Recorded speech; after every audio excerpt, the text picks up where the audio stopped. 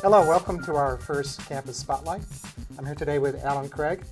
Alan's a recent retiree, but for many years worked as a research scientist for the National Center for Supercomputer Applications. Did I get that right? National Center for Supercomputing Applications. Okay, yes. thank you. And that's here at the University of Illinois. And Alan is one of the world's leading experts in the domain of augmented reality, which I think I know a little bit about, but I'm sure you'll tell me a lot more. So over the course of the past several decades, I've been involved in this space, and we've used these supercomputers to simulate and model the real world as digital simulations and recreations. Okay. Well, what sort of things have you simulated? What part of the world have you been looking at? So largely that part of things has been with, so if I'm a chemist and I'm interested in studying how chemicals interact, maybe drugs in a body, so they can write simulation codes and do the experiments in the computer instead of in the real world. Sometimes you can't do them in the real world. Sometimes you can just do more experiments that way. Weather prediction, earthquake forecasting, all those sorts of things. Okay, great. And can you tell us a bit more about what augmented reality is and what sort of things you've been doing with this technology? Right, so augmented reality is a new medium for communication. It's technologically based. I like to separate off the notion that it's a communication medium from the fact that there's technology involved, because I think if we look too closely at just the technology, we'll miss what the medium of augmented reality can do. So I'm interested in exploring the edges of what the medium of augmented reality can do. Okay. So what I'm interested in is there seems to be right now a lot of these virtual worlds are in digital space. So there's this chasm. There's the digital world and then there's the physical world. And so things like virtual reality, we leave the physical world and we go into the digital world. Okay. With augmented reality, I don't want to do that. I want to merge the physical world and the digital world. So lately we've been hearing a lot about this Oculus Rift, these exactly. These, head-mounted displays, yeah. So would that be virtual reality or augmented reality? Well, again, that would be one technological instance for supporting the medium of virtual reality. So with the Oculus and things like that, basically I'm shunning the real world and stepping inside. So basically it's sucking me into the digital world. Augmented reality, on the other hand, we've got this digital information, but we're physical creatures. We're out here in the real world. You've got a body, we've got a table here. Instead of shunning that, leaving that, putting something on and going into fully digital world, let's bring the best of the digital world and apply it to the best of the physical world. And that's where augmented reality So in other words, you're merging the virtual with the physical. Exactly. Okay, great. And can you give us a few examples of applications of this you've been working on recently? Sure. So one of the obvious things to do is, for example, a book. This is a magazine that the National Center for Supercomputing Applications puts out. And we wanted this is just a regular magazine? Yes, just a regular magazine. And this is something I would get in the mail or buy at a store? And exactly. It's perfectly flat? Yeah, it's just this is standing in for any book. It's perfectly flat? And yeah. It could be a Time magazine or, exactly. or Sports Illustrated? Exactly. Okay. And there's something really nice about a physical entity. I can feel it, I can maneuver it. I know if it's right side up or upside down. I can flip to the back, I can flip to the front. Yeah. You know, we've got things like this and we can read that same magazine on here, but we lose some of that tactile sense, that sense of our own body has a, you know, we've got our 5 senses that we learned in grade school, right? Our eyes, ears, nose, our tongue, and our touch, right? But we actually have more senses than that. One is our sense of proprioception, and that's how our body knows how it's configured. What does that mean? Our sense of proprioception is that we know how our body is configured at any given moment. So if you would close your eyes and you could take your right finger and touch it to your left toe without seeing it, hearing it, smelling it, tasting it, or anything, because your body knows how it's configured. And we're stripping ourselves of that sense when we're looking at things here. For example, if I close my eyes, I can flip this upside down and bring it right back up because my arms are telling me how I'm configured. Okay. So that's one of the things I'm trying to capture back in doing these experiments. So in other words, your physical body is providing you with information of the environment. Exactly. So what I can do as a technological stand-in, books are good for certain kinds of things, but they're not good for showing three-dimensional objects. They're not good for showing time-varying objects. But with the idea of augmented reality, I can take this magazine and I can look through. I'm using the iPad here as a magic lens to see the book, and we're going to pull down some digital content, and we see now that there's a 3D dinosaur on the page of the book. So dinosaurs come to life, and right, and I can interact with him. See my physical finger there? He'll snap at me, or I can tickle him behind his feet, and he'll run. There we go. So that brings this digital dinosaur into our physical space. He's on the magazine here. I can do other things like that. I can show some other kinds of data here. I've got this magazine can come to life, and we hear and see a video running in place right in registration with the magazine.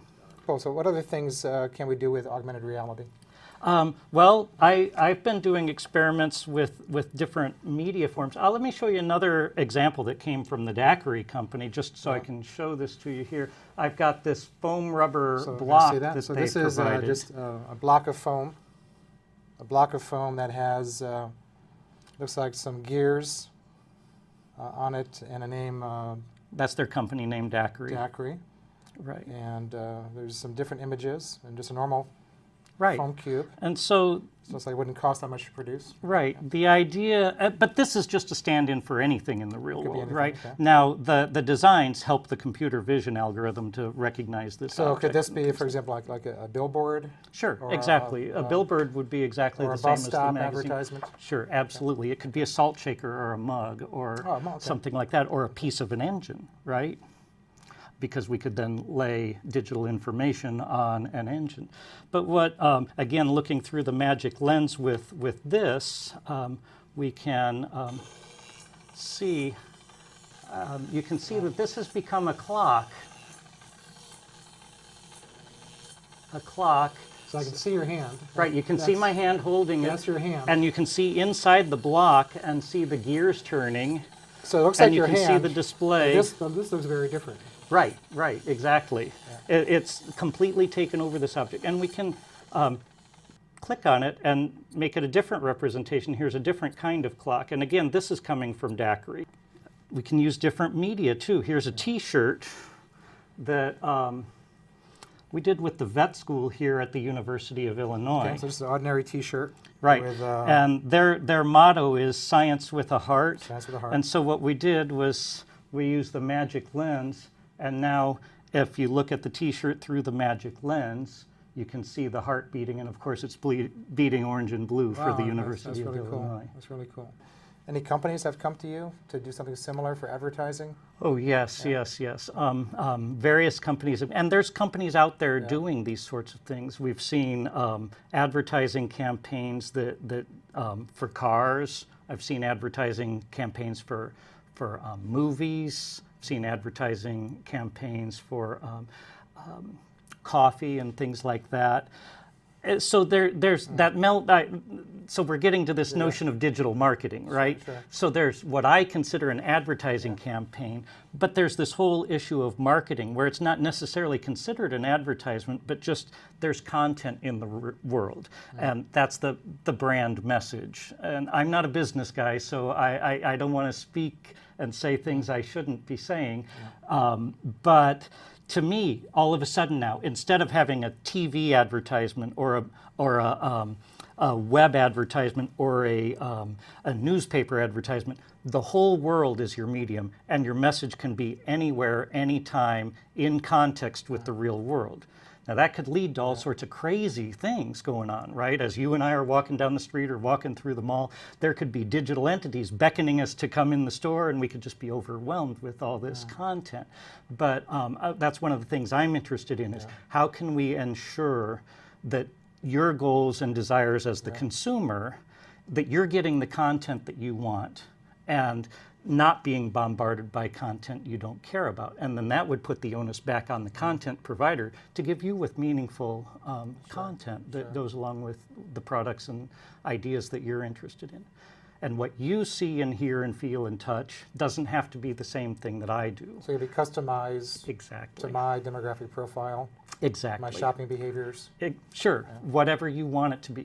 So do you think we'll reach a point in the not too distant future where it'll be hard to distinguish the physical reality from the augmented version? That's a really interesting question, because we're already sort of at that point, because when we go into a movie, right, we're experiencing this virtual world, and some of that was created by capturing the real world, some of it was created straight out of the computer, and those are mixed It's outside of real time it's hard to tell the difference. to make the movie, and you don't necessarily know, was that ship a film of a real ship, or was that a computer-generated ship model, you know, when you're looking on the screen? Very cool. So now bring that out into the real world in real time and interactive with you, and that's what we'll be experiencing. If I've got, say, my car, and I want to change my oil in my car, I can have a manual that I look at and change the oil in my car, or I can just go to the car, and if it can say, unscrew this screw right here and show me how to do that right in place so I don't have to look away from the car, and then it tells me, now pull this out, put this in, then that becomes a real value add to me. So my car engine would talk to me? And show you things. Show me things. Yeah. Now, would this really happen? Is this realistic? This is realistic down the line, yes. How many years are we talking about? Oh, a handful, I think. 10, 15? Oh, yeah, I think in the next 10 years we'll be seeing that kind of thing for sure. Really? And new devices are coming out every day in terms of glasses and things like that. The Daiquiri company that I've mentioned already, they have a hard hat kind of hard hat, I'm not sure that's the right word, but a helmet that's meant for factory floor workers so that they get that assistance on the floor in the factory. They can read gauges from across the room, they can see instructions, that sort of thing. So this is happening already? This is happening right now, yeah. Great, fantastic.